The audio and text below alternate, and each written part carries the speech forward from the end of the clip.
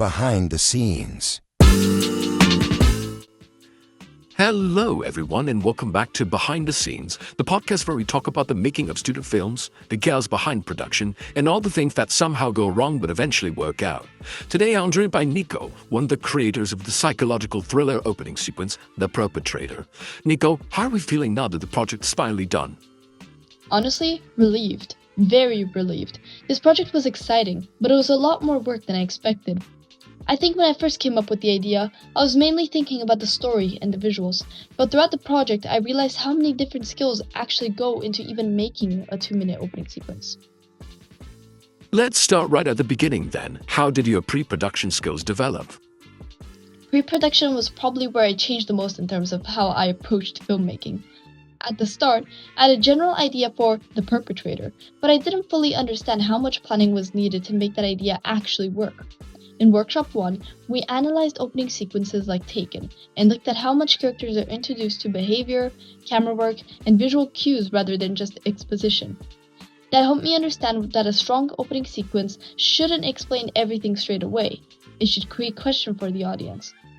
That directly influenced The Perpetrator, because I wanted the audience to immediately ask things like, who is Susanna? What happened? Why is there blood on her hands? And is she the victim or the perpetrator? I also did an Enigma code study, looking at hermeneutic and proiretic codes, which helped me realize how important mystery is in an opening sequence. That's why we don't show the actual murder, we only show the aftermath. So, research actually shaped the structure? Definitely. I also researched monologues from Dexter, You, His and Hers, because I knew I wanted a voiceover. At first, I wrote a few versions, but ended up choosing the one that says, people love these stories. A bad thing happens, and everything becomes about the damage left behind. Because it was short, easy to split up, and created the twist I wanted. That was big development for me because I started thinking about how sound and narrative could mislead the audience. What about the planning and practical side, like casting, costume, and location? That was another big learning curve. For casting, we chose Susanna because we wanted an adult woman who could look mysterious but also emotionally unstable. For her costume, we spent a lot of time thinking about what her clothes would communicate. The trench coat and sunglasses were used to make her look ominous and emotionally unreadable in the first scene. Then, the white sweater helped suggest innocence, while the darker layer underneath suggested something more hidden. The location we see also helped a lot. We chose the lodge because it gave us all 3 locations in one place: the street outside, the bathroom, and the living room and kitchen. That made filming much more practical, but it also created challenges because the bathroom was really small. So before filming, we had to think carefully about blocking, camera angles, and lighting. You also researched titles and posters, right? Yes, Workshop 7 was really helpful because we learned how to create opening credits properly. We used the read 3 times rule, which means the credits should stay on the screen long enough for the audience to read it 3 times in their head. That helped later when adding credits to The Perpetrator, because I didn't want the titles to feel rushed or random. I also researched Shaw and Elaine Bass, especially how they turn title sequences into something meaningful, rather than just names on a screen. Analyzing Vertigo helped me understand how visuals, sound, and typography can set up psychological themes before the story even begins. That influenced my title choices because I wanted The Perpetrator to feel serious and unsettling. We originally chose a font called Neotic from Da Font, but when we used it on Premiere Pro, it did not look good, so we switched to Viv Calcelon.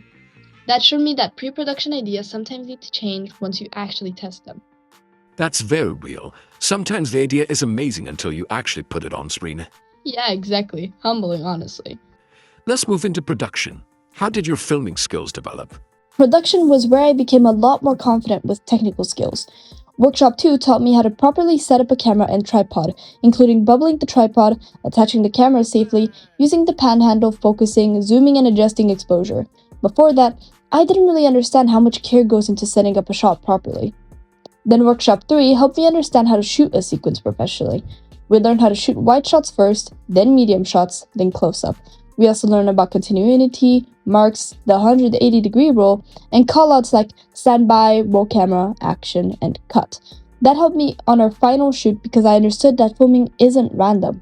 You need structures, otherwise editing becomes a nightmare later. And did editing become a nightmare later? At moments, yes, but we'll get there. Fair enough. What about sound during production? Workshop 5 was really important because it focused on filming a sequence with sound. I operated the camera, and we used a shotgun microphone with an XLR cable and a dead cat to reduce background noise.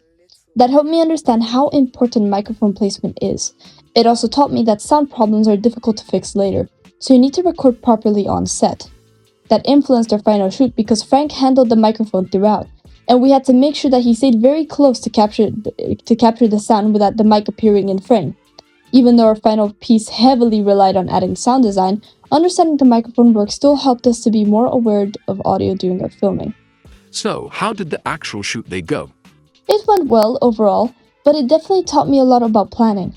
The day before, we talked about the shoot generally, but we didn't properly plan the exact order of filming.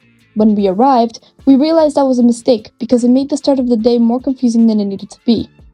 I played quite a big role in the shoot. In the bathroom scene, I was both camera operator and director, while Noah helped with the fake blood and Frank handled the microphone.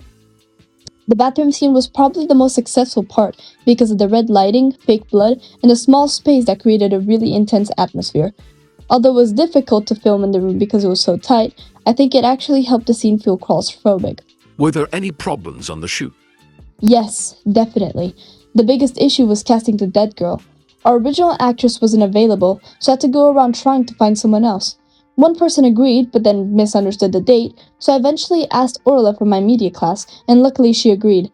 That taught me that you always need a backup plan for actors. Another issue was the outside lighting. We wanted it to look like evening or night, but it was quite sunny. We tried to adjust the exposure to make it look darker, but ideally it would have been better to film later in that day. That was a lesson in how much natural lighting can affect the mood of a scene. Was there any production skills you felt most proud of? I was really proud of the bathroom blood scene because it was visually strong and matched the psychological horror tone we wanted. I was also proud of a panning shot in the kitchen because I hadn't really attempted camera movement like that before. It wasn't perfect, but it showed that I was becoming more confident with the camera. Although we didn't use it in the actual final sequence, I'm glad I got the experience. I also became better at directing actors. At first it felt awkward giving instructions, but by the end of the shoot I felt more comfortable explaining what I wanted emotionally and visually. Now for post-production. This is where everything either comes together or collapses. Exactly. Post-production was probably the biggest skill development for me. Workshop 4 introduced me to Adobe Premiere Pro properly. I learned about rushes, bins, the timeline, source monitor, program monitor, in and out points, the cutting tool, saving constantly with Command S, and how pacing can completely change the feeling of a scene. I edited the same dressing up scene in both a slow-paced and a fast-paced way, and that showed me how editing can change the mood even when the footage is the same. Workshop 6 then developed this further because we edited video with sound. I learned how to unlink audio, delete doubled audio tracks, use the razor tool, layer sound, and adjust the volume. The biggest lesson from that workshop was that editing can't fix everything. If the actors are too quiet or the continuity is wrong, you can improve it, but you can't fully save it. That definitely made me more aware during our final edit. And how did the final editing process go? It was a lot. On editing day 1, me and Noah started reviewing the rushes and placing clips onto the timeline. At first, we tried naming the rushes, but after a few minutes we realized it was taking way too long and just started editing. We focused on scene 1 and followed our animatic quite closely because we already had a clear vision. One choice we made was holding shot of Susanna's bloody hand for longer than expected because we wanted the audience to feel uncomfortable. On editing day 2, we worked on the bathroom scene. Because the bathroom was so small, we only had limited angles of Susanna washing her hands. Instead of treating that as a disaster, we used repetition and flash frames to make the scene feel way more unsettling. That was a big moment where I realized editing can turn a limitation into a creative choice. That's actually a very professional way to think about it. Thank you. It did not feel professional at the time, but I'll take it. On editing day 3, we had to cut down the whole sequence because it was over 2 minutes before we even added the monologue. We shortened unnecessary clips and tightened the pacing. We also had 3 voiceover takes, but none of them were perfect, so we spliced them together section by section to make the best possible version. That was frustrating, but it developed my editing patience. On editing day 4, we focused heavily on sound design. We added police sirens, the monologue, sound effects, heartbeat, breathing, and tinnitus sound. We also leveled the audio because before that, some sections were way too loud and some were way too quiet. This was when I realized that sound design completely changes the atmosphere. The bathroom scene became much more intense when sound was added. On editing day 5, we added credits, titles, and final touches. I also did color grading by myself, even though it wasn't required. The original lighting kind of bothered me, so I adjusted the colors to make the image colder, harsher, and more contrasted.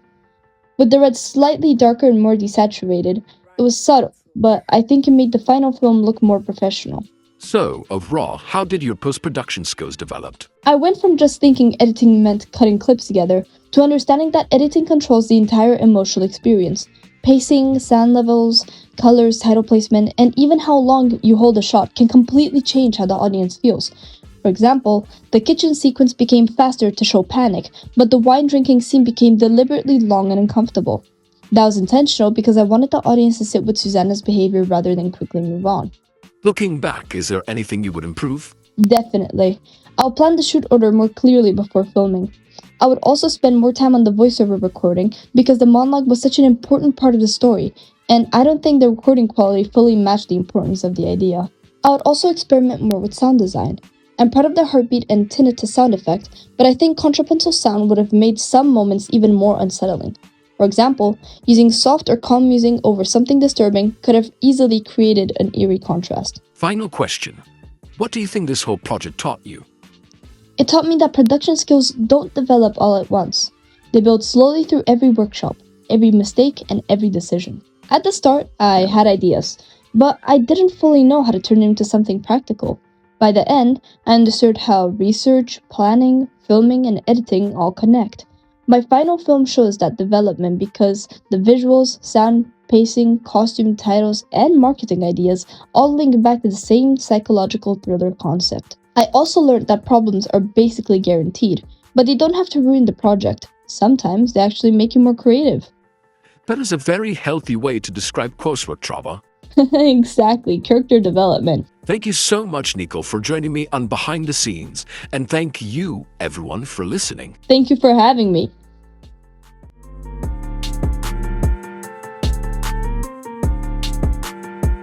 Behind the scenes.